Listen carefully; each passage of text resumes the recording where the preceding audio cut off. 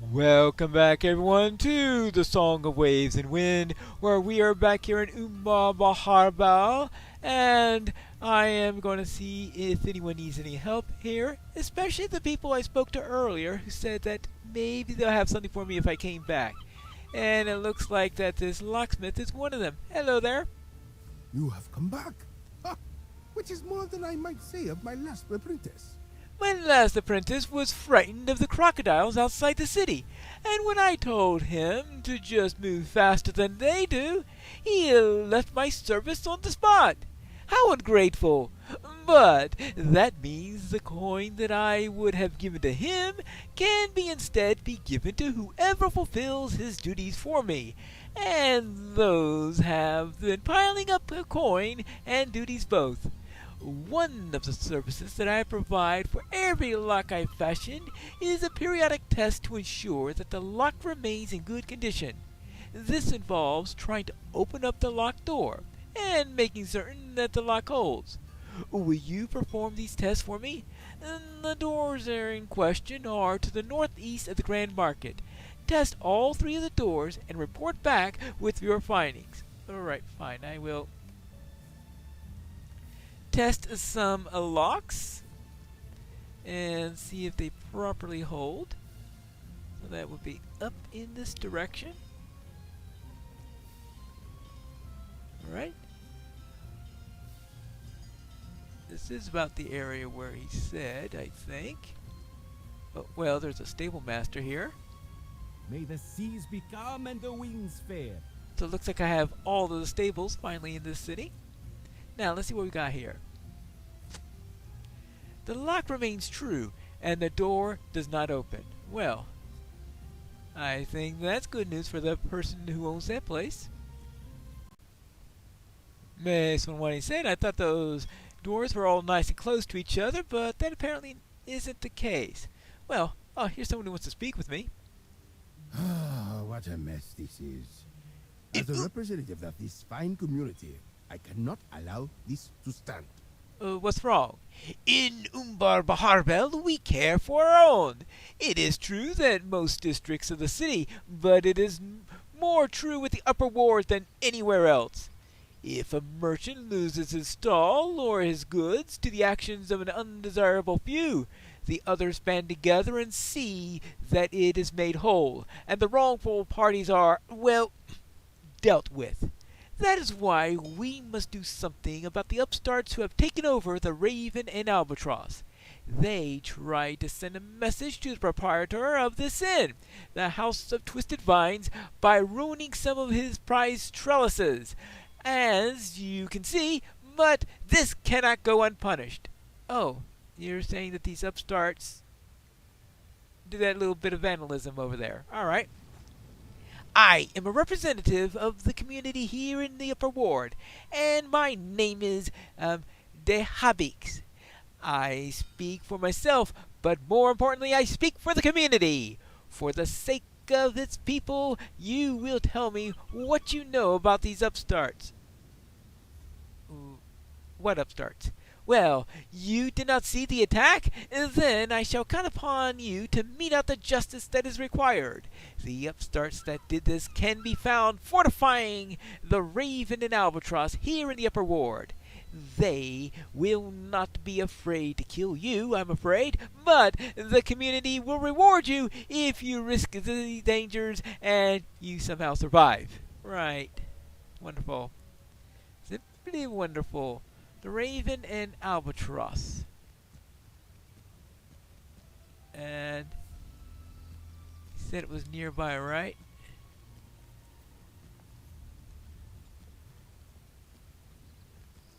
Let's see.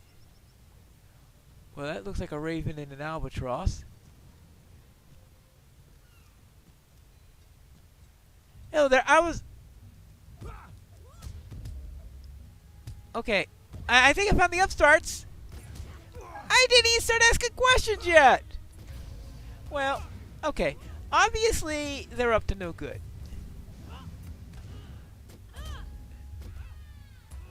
Well, fortunately, she didn't bring out her crossbow today. I mean, really. I guess it wasn't quite range that she had hoped for. Oops. He is tough, but not tough enough. Alright, let's see. Now, let's make sure another one of these arbalesters don't have a chance to use their crossbow.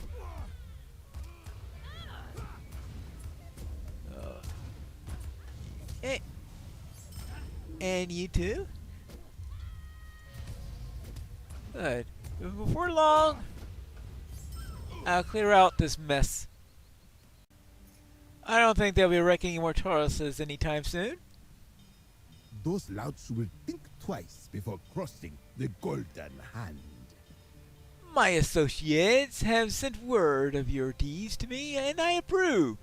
Those upstarts will think twice before crossing the Golden Queen again, and if they do, they know what will happen to them. Did I not say before that I'm an agent of Lady Hamelek? I believe I made it clear to you that I represent the community of the Upper Ward, and if you are to spend time here, you must know, or learn, the simple truth. Lady Hamelek is the Upper Ward. It is her coin that remunerates you now, and her favor that you have earned. Cherish it, for it is of great value. Yes, I have interacted with her on a couple of occasions. Now, I'm still looking for a door, aren't I? Ah, this door is behind the twisted vines end. No one had so much trouble finding it. I tried going through there. This lock remains steadfast, and the door stays shut. So we've got one more, and I presume that's where this arrow is pointing. Though in this city, it's a non-trivial thing in order to get through such places.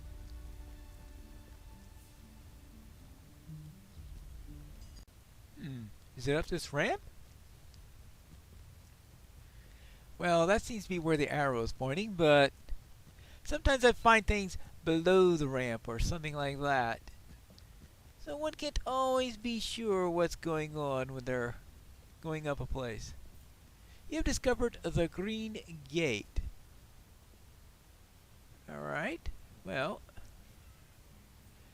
is this another? You have discovered Dar Giraffe, the House of Wisdom. Well, this guy is not showing much wisdom in attacking me. That's all I gotta say about that. What, are they out? What, did the Airsworn take over this place or something? Well, if the door is anywhere around here, they may be trying to break into it. Ooh, well. How about over here? No, I don't know. I think I ran into the wrong place. This doesn't seem to be in very good shape.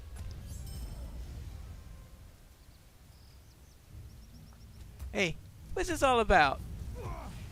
They probably wrecked this place up. Well, we'll deal out a little bit of justice. Then we'll go back down the ramp in order to find out where this door really is located. Ah, over here. Now let's check the door. And is it fine? The lock rattles loosely and feels close to breaking free of the door. Well, that's not good. Let's go and speak with the Yamin. I wonder what this is all about. He's got a turtle there. Do you have need of something? Another interested set of eyes? Indeed, indeed. Rumor of my creations has spread far and wide, but none so far as that concerning my latest acquisition. Your latest acquisition? Come one, come all! Gaze upon the terror that is the Resa of Belfalos, a twisted creature from the very depths of the sea. But fear not, for I, Asoti, have tamed this beast. Aha! Marvel at this frightening visage and gasp at the very sudden movement. You mean this turtle here?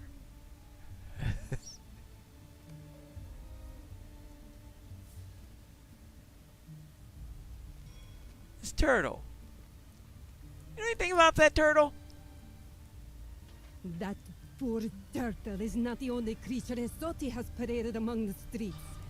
Can you believe this Deal with nonsense? him. We must Oh. rescue them. Oh, sorry the about that. man knows my face and is wary of me.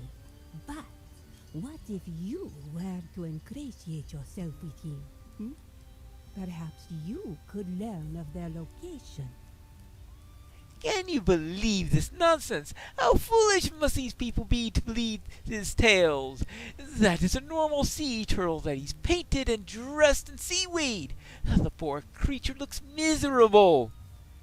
I have an associate in Zirartarka, Nehaman by name. She wrote to me of an adventurer who looks very much like you. Can I rely upon you to help me to deal with this charlatan? That turtle is not the only creature that has been paraded before the crowds that he attracts. Before we deal with him, we must rescue his poor captives. Alright, so, ingratiate myself with this charlatan. Hello? My good friend, it would be an honor and a privilege for you to work alongside me. And I have just the task to set you upon. Yes, because I could use an assistant. It is to be expected that someone as talented as myself would come to command the respect of others. How can I not have seen it before? My good friend, it would be an honor and a privilege for you to work alongside of me. I have the very task upon which I set for you. What's that? As excellent as I am but one man who can only be in one place at one time. If only I could walk the whole of the city to spread word of my show, the docks themselves would buckle under the weight of my vast audience.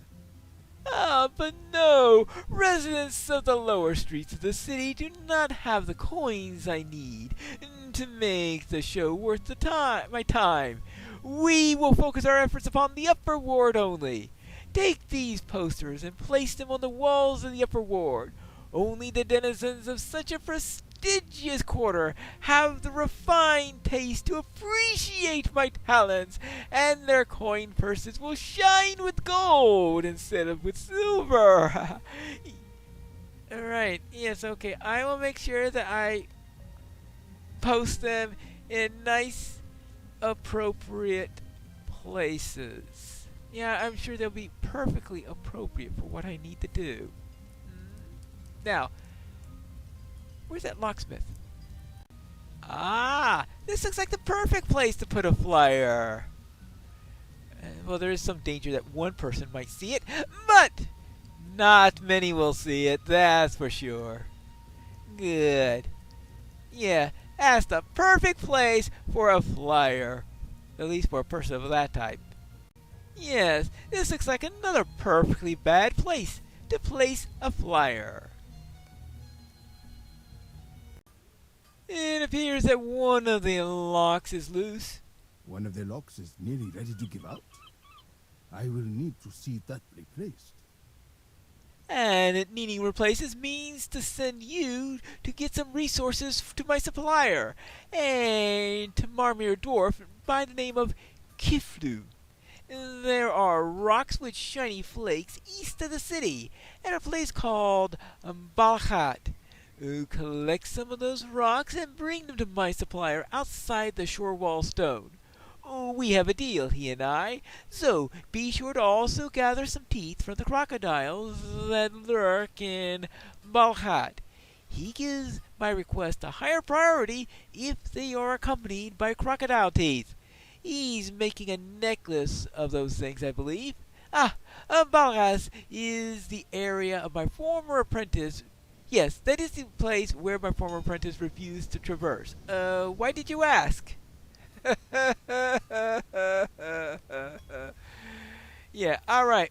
So, I need to go and get some stone and some crocodile teeth. Yeah, I can understand why his apprentice wouldn't like that, assuming the apprentice wasn't skilled in combat arts or anything like that. And who knows, maybe I'll even see a good bad place for a flyer.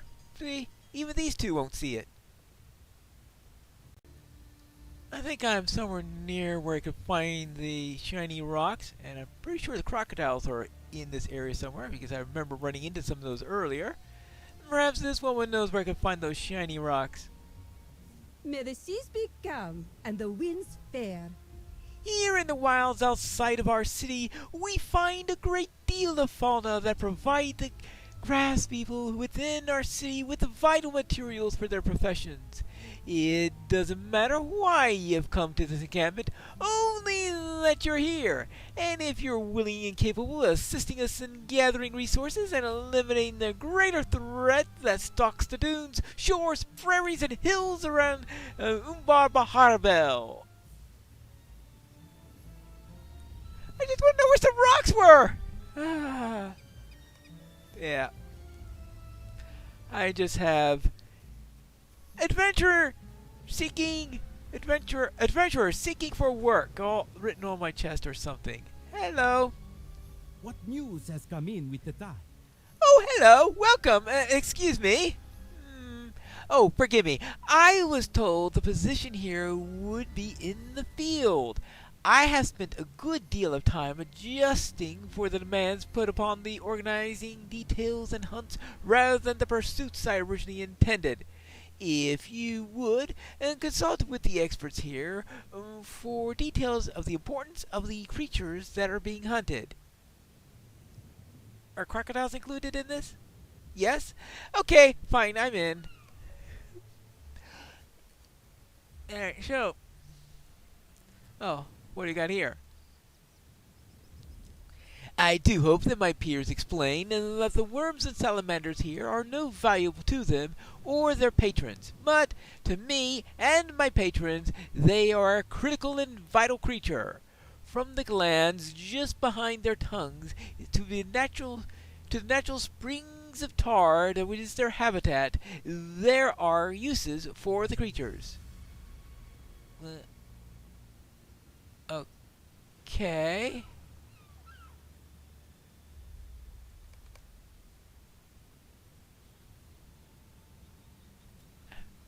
Whatever? What does she say? The worms and salamanders that make the north and west reaches of the habitats have no value to outfitters. The wild hogs of the moorlands have two uses. Their hides and coats can be refined by skilled foresters and made into something used by the outfitters like myself. Additionally, the dung is a critical component in the process of creating the tannins that is used to cure and treat the hides of nearly all of the letters. Okay. And what about this person? Worms and salamanders of any of the forms that take up here in the Cape of Umbar are not for eating. Their flesh and meat is poison to us. The boars that wallow in the mud pools alongside the hills of Umbar have meat decent enough for normal fare. No cook would ever use the meat for delicacies, though. Innkeepers and the commoners, on the other hand, will happily purchase this meat for modest meals.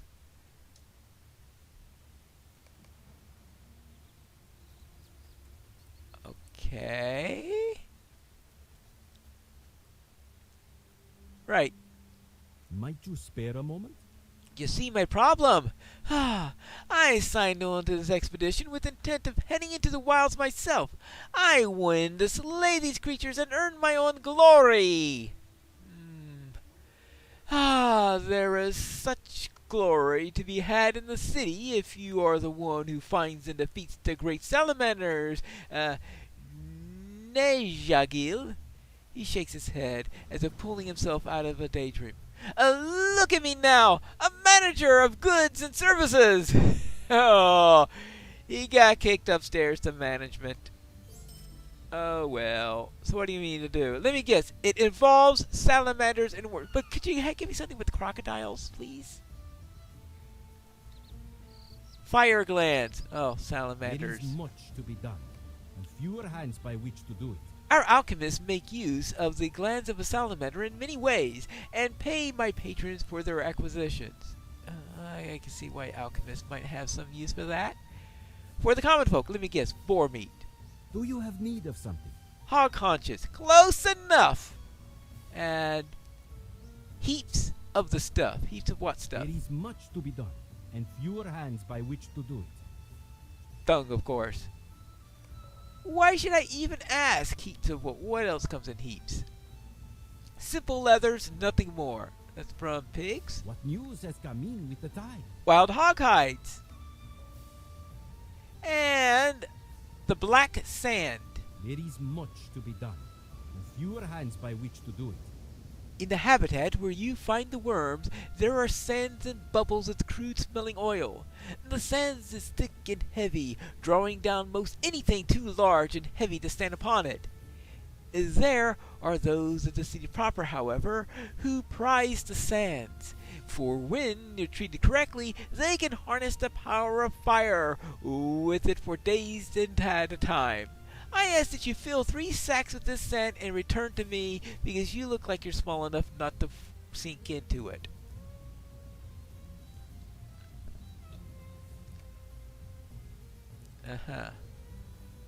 Right.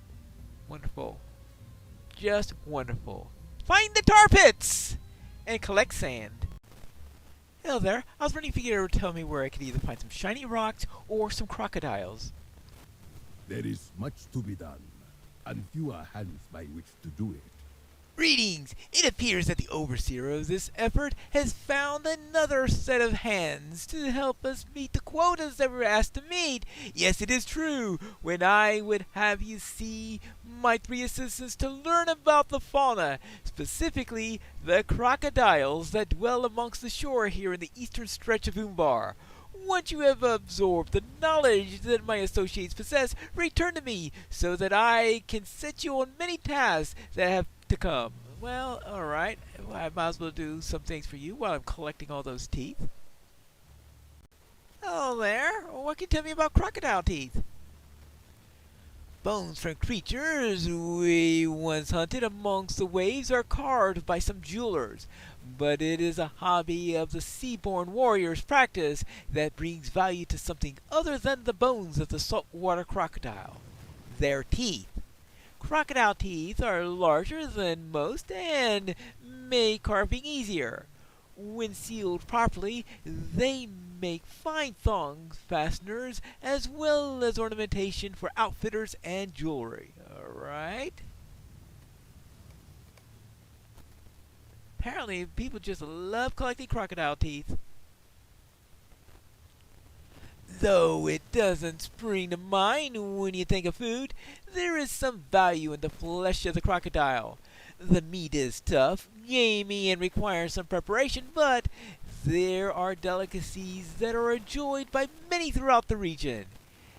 There are no prime cuts that come from the crocodile, but the meat can be dried or prepared and turned into trail rations and some other tasty treats that are crafted by guild masters of the city.